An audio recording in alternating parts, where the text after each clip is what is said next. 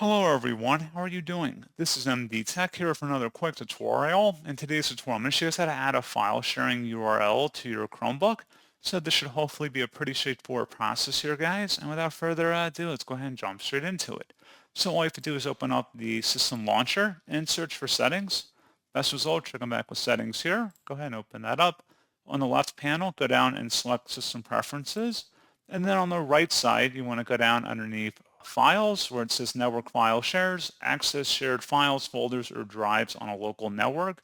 Select Add File Share, and then you want to enter in this information that's pertinent to adding or connecting to your file sharing location.